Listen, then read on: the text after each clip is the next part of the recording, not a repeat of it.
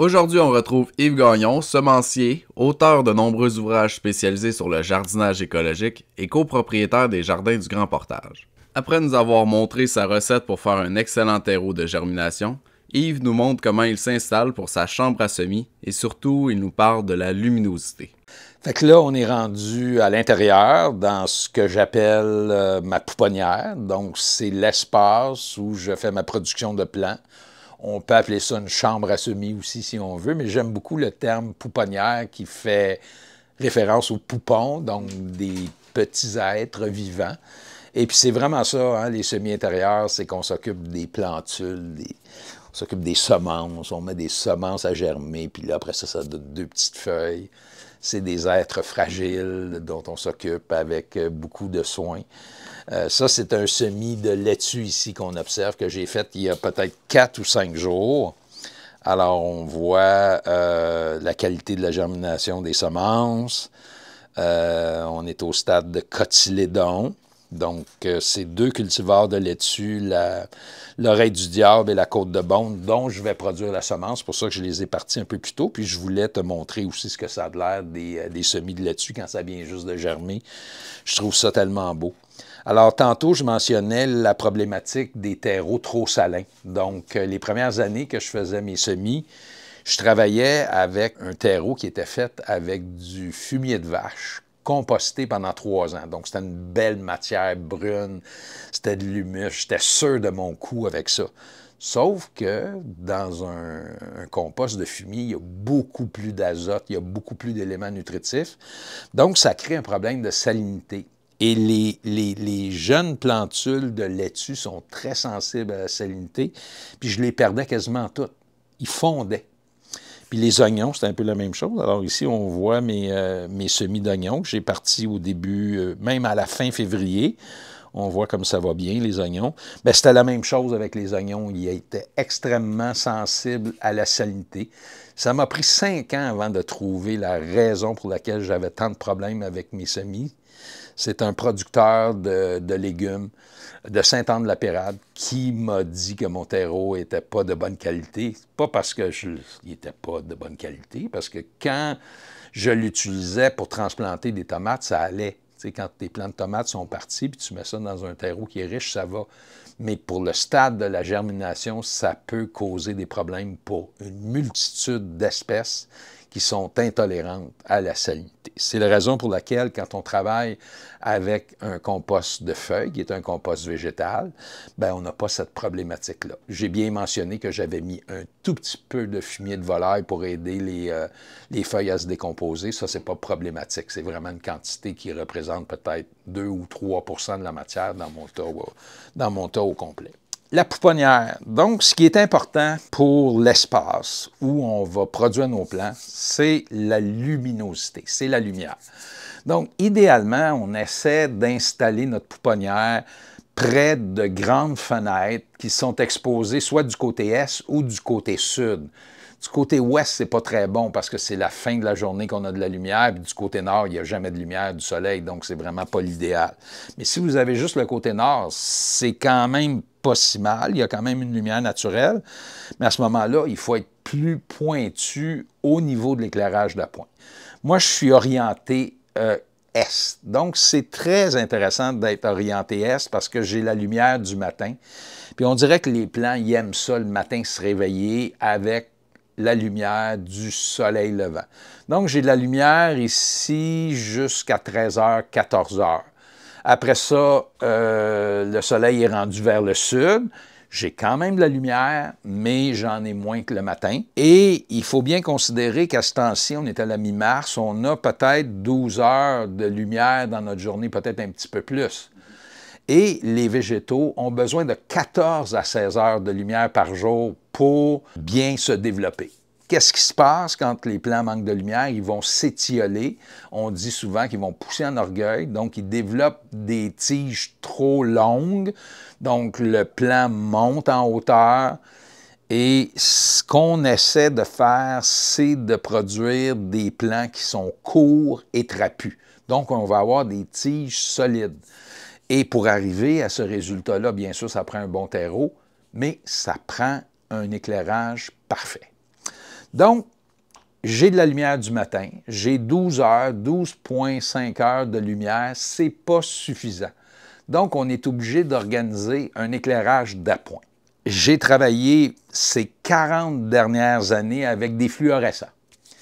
Ça fonctionne très bien, les fluorescents. Ça donne des bons résultats, mais j'ai eu la chance récemment d'avoir un bon prix pour des luminaires d'ailes. Donc, je suis en train tranquillement de changer pour un éclairage avec des lampes d'ailes. Je vais vous les présenter tantôt, mais je tiens à vous présenter tout d'abord mon éclairage avec fluorescent parce que c'est ça qui est le plus économique et ça donne de très bons résultats. Alors, quand on a accès à une bonne lumière naturelle, on peut travailler avec des fluorescents de type cool white. Cool white qui veut dire blanc froid. Souvent, ils vont le traduire comme ça dans les quincailleries, blanc froid, c'est du cool white. Ou du daylight qui est lumière de jour. C'est les fluorescents les plus économiques. Ils vont donner principalement des zones de type bleu, indigo. Et les jeunes plantules, c'est plus dans ce type d'ondes-là, des ondes lumineuses qu'ils ont besoin. Alors, on sait que la lumière se divise en différents types de rayons. Il y a le violacé, il y a l'indigo, il y a le bleu, il y a le vert, il y a le jaune, il y a l'orange et le rouge. Alors, les jeunes plantules ont besoin plus des ondes qui s'apparentent au bleu, au violet, à l'indigo et au vert. Donc, avec le cool white, avec le daylight, on a ces ondes-là. Et avec la lumière naturelle, bien, on va chercher le rouge, l'orangé et le jaune dont les plants ont besoin en petite quantité. Donc, on n'a pas besoin d'avoir un éclairage plus complexe que ça. On peut travailler juste avec du daylight ou avec du cool white. Mais si vous êtes installé du côté nord ou si vous êtes installé dans votre cave, bien là, à ce moment-là, il faut être plus pointu au niveau de l'éclairage parce que vous n'avez pas accès à de l'éclairage naturel. Donc là, il faut se rapprocher du spectre lumineux naturel. Donc, ce qui peut être fait, et j'ai ici une fixture double ici, avec un cool white, et ici, vous voyez, c'est rouge un tout petit peu. Bien, ça, c'est un gros luxe. C'est un fluorescent gros luxe qui va donner des ondes plus rouges et oranges. Et le warm white aussi va donner ça aussi. Alors, ce qu'on dit dans la littérature, c'est que si on veut avoir un spectre lumineux qui répond bien, qui correspond bien aux besoins des jeunes plants, on peut mettre 3 cool white pour un gros luxe ou un warm white. Donc, par exemple, ici, hein, j'ai 2 fluorescents cool white ici. Ici, j'ai un gros luxe, puis ici, j'ai un autre cool white. Bien, l'ensemble de la luminosité que j'offre à mes plants correspond pratiquement au spectre solaire. Donc, c'est très bon de travailler comme ça. On peut aussi acheter des tubes de culture si on veut. Alors, les tubes de culture sont faits expressément pour la croissance des végétaux. On a le spectre complet de lumière, mais au lieu de payer 9, 10 $ du fluorescent, on va payer 40 $ du fluorescent. Donc, il y a un coût ajouté là, qui est plus important. Donc, c'est à chacun de déterminer le système d'éclairage qu'il va installer pour ses semis. Ça dépend évidemment toujours de la quantité de plants qu'on veut produire. Si on veut produire 6 plants de basilic, puis 8 à 10 plants de tomates, bien là, c'est sûr que ça va être plus facile d'installer un éclairage. On pourra acheter un petit système avec lampe d'aile, puis ça va très, très bien fonctionner. Mais moi, quand j'arrive au mois de mai, ma table ici est pleine, la table là à côté est pleine, puis la table ici est pleine. Autre chose, quand on travaille avec des fluorescents, bien, moi, je travaille avec des fixtures doubles. Donc, ça, c'est mes fixtures doubles. Donc, il y a 2 fluorescents par fixture. On recommande de prendre des 4 pieds parce que les 4 pieds vont donner une meilleure intensité lumineuse. Mais souvent, les gens, ils disent, bien, comment je vais faire pour installer ça, ces fixtures-là? Ça fait que des fois, ils vont mettre des crochets qu'ils vont suspendre au plafond. Donc, ça fait des trous dans le plafond. On a une chaîne. Et puis, au fur et à mesure que les plants poussent, bien, il faut relever les fixtures, évidemment. Donc, vous voyez actuellement, mes fluorescents sont à peu près à 3-4 pouces du sommet de mes plants. Donc, ça, c'est très bien comme ça. Mais à un moment donné, les plants poussent, donc il faut relever les fixtures. Alors, si on travaille avec des chaînes puis des crochets, bien, on va tout simplement les remonter sur la chaîne. Mais moi, ça ne me tentait pas de travailler comme ça puis d'avoir des trous partout sur mon plafond. Puis surtout que dans le Gyproc, bien, les crochets ne tiennent pas très bien. Donc, ce que j'ai pensé comme système, c'est tout simplement d'avoir des blocs de bois comme ça ici. Vous voyez, j'ai des blocs de bois qui font à peu près la largeur de ma table. Voyez-vous, j'en ai d'autres ici. Donc, je peux les poser à plat, je peux les poser sur le camp comme ça. Puis j'ai des 2 par 6 aussi. Donc, je peux tout simplement, en rajoutant des blocs de bois, je peux monter mes fixtures puis garder toujours une distance de mes sommets des plants d'à peu près 3 à 4 pouces. Donc, c'est une bonne méthode et de cette façon-là, je n'ai pas besoin de faire des trous dans mon plafond. Alors ça, j'aime beaucoup ça, mais c'est très important si vous optez pour ce système-là d'acheter des fixtures avec des rebords comme ça, parce que maintenant, il y a beaucoup de fixtures où il y a juste le fluorescent, il n'y a pas de petits rebords en métal comme on a ici.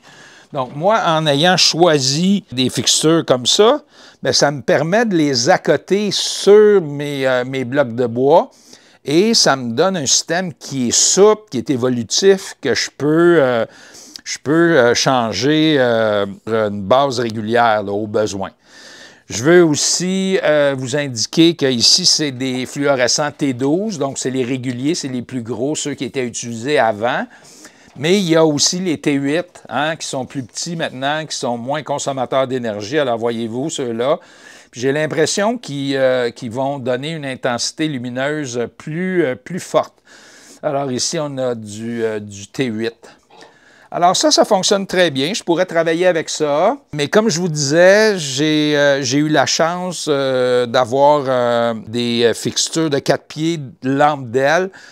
Ces fixtures de 4 pieds, c'est assez coûteux. C'est la raison pour laquelle les gens continuent à travailler avec des fluorescents. Mais une entreprise qui vendait ces fixtures d'ailes de 4 pieds a fait faillite. Donc, ils se débarrassaient de leur matériel. Donc, j'en ai profité pour en acheter. Je vais vous les présenter. Je veux aussi vous dire que, évidemment, quand on a de l'éclairage artificiel qui est installé comme ça, bien, on ne peut pas arroser les plants. Donc, quand on fait de l'arrosage, il faut retirer les fixtures de fluorescents. Et là, je suis dû pour un arrosage de mes oignons ici. Donc, ce qu'on va faire, c'est que je vais retirer les fixtures ici. Je vais les éteindre tout d'abord. Je vais les retirer. Je vais donner un coup d'eau.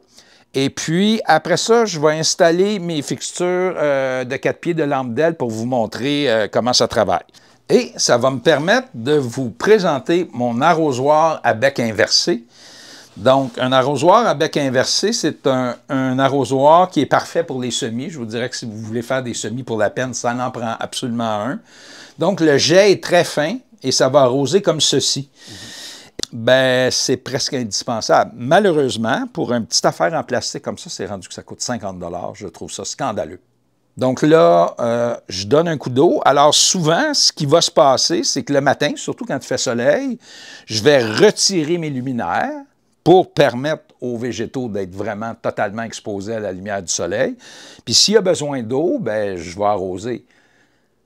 Souvent, les gens arrosent trop. Okay? Il faut considérer que quand on fait un semis, on a des petites graines dans les premiers centimètres du terreau. Donc, on n'a pas besoin d'arroser en profondeur. Il faut juste maintenir la zone où se trouve la semence, où se trouvent les semences humides. Donc, un petit coup d'eau à cette étape-là de la germination.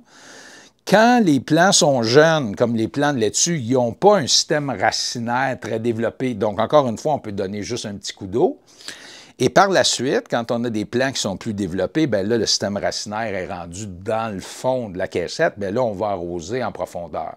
La demande d'eau vient de l'évaporation et de la transpiration. Quand les plants sont bien développés, c'est 80 % de la demande d'eau qui vient de la transpiration et 20 % qui vient de l'évaporation. Mais actuellement, comme les plants sont jeunes, il y a beaucoup moins de transpiration. Il y a plus de transpiration quand il y a plus de feuilles. Donc là, c'est principalement par évaporation qu'on perd de l'eau. Donc, si la journée est nuageuse, il y a moins d'évaporation, donc il y a moins de perte d'eau du terreau, donc il y a moins de besoin pour l'arrosage. Je vous dirais, que si le temps est ensoleillé, on va donner un coup d'eau aux 2 jours. Et si le temps est nuageux, on peut y aller aux 3 jours. Alors, vous allez voir la quantité d'eau que je vais mettre sur les plants d'oignons, parce qu'ici, c'est principalement des oignons, puis il y a la laitue qui est là. Vous allez me voir aller. Vous voyez, je donne un coup d'eau comme ça. Vous voyez, le jet est fin et ça ne fait pas coucher les plants. Les plants restent bien dressés comme ça. Les laitues juste un petit peu comme ça. Et je reviens très brièvement sur chaque caissette. Et voilà, c'est terminé. Ça va être bon pour 2 ou 3 jours selon les conditions d'ensoleillement. Une eau à température pièce, idéalement. Oui, on travaille toujours avec une eau tempérée. Mes fixtures d'ailes de 4 pieds sont ici. Même principe. Je les dispose sur mes blocs de bois. Une deuxième fixture ici, comme ceci. Alors, on voit tout de suite que l'intensité lumineuse est plus forte avec les lampes d'aile qu'avec les fluorescents. Et ça m'indique, je n'ai pas de chiffres, je n'ai pas réussi à savoir si mon éclairage était de meilleure qualité avec mes luminaires d'aile, mais j'ai l'impression que oui. Alors ça, un luminaire comme ça, là, actuellement, c'est 250 $. Donc, si vous n'avez juste un à acheter pour mettre 5, 6, 7 caissettes en dessous, ça va. Mais si vous en avez besoin de 20, ça commence à faire une différence au niveau des coûts de votre projet. Donc, c'est à vous de déterminer qu'est-ce qui va vous convenir et sachez qu'on peut trouver des fixtures de fluorescents doubles ou quadruples usagées, seconde main, à très bon prix. Et quand on a de l'ancien matériel, c'était mieux fait au niveau des contacts, au niveau des embouts. On a beaucoup d'avantages à travailler avec du matériel seconde main pour cette raison-là. On a souvent une meilleure qualité au niveau du contact. Donc, c'est à vous de déterminer qu'est-ce qui vous convient le mieux comme type d'éclairage d'appoint. Alors là, j'ai mis ici tous les plants qui ont commencé à lever. Quand on est au stade de germination, là, on va faire un semis, bien, je n'ai pas besoin de mettre mes caissettes sous l'éclairage, puisque pour la germination, je vous dirais que 98 % des végétaux n'ont pas besoin d'éclairage. Donc, on peut les placer juste là à côté. Voyez-vous, j'ai une caissette qui est là. Je pense que c'est un semis ici que Diane a fait de fines herbes ici. Alors, voyez-vous, c'est ici, on a du persil, différents types de persil et de la sauge. Alors, voyez-vous, ça n'a pas commencé à lever encore. Donc, on peut laisser ça ici.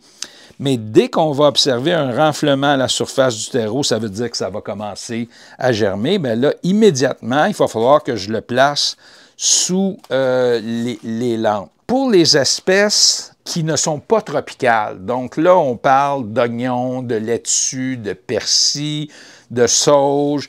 Tantôt, on va faire des artichauts, on va faire encore des laitues, on va faire du céleri, on va faire du céleri rave. Ce ne sont pas des espèces tropicales, donc ce ne sont pas des espèces qui ont besoin de beaucoup de chaleur. Donc, on peut tout simplement les installer sur la table comme ça dans la maison, pas trop loin de la fenêtre, et ça va très bien germer. Mais quand on va faire germer les espèces tropicales, comme les aubergines, les tomates, les piments, les poivrons, les cucurbitacées, bien là, ces espèces-là ont besoin d'une température plus élevée pour avoir une bonne germination. Donc, je vais les installer dans la salle de bain. Je vais garder la porte fermée, puis je vais mettre mon caille électrique je vais le gérer de sorte que la température soit 25-27 degrés pour favoriser une levée rapide et surtout une bonne levée pour avoir un bon taux de germination. Et ici, ce qui est intéressant aussi, c'est que j'ai des stars. Donc, le soir, pour éviter que mes plants aient un coup de froid, même si les oignons tolèrent la fraîche, bien, je vais tout simplement fermer mes stars parce que la vitre, ce n'est pas tellement isolant. Donc, je vais fermer mes stars comme ça pour empêcher que les plants qui sont ici sur ma table ne subissent pas de coups de froid. Merci à tous les membres qui soutiennent financièrement le projet de partage via l'abonnement payant.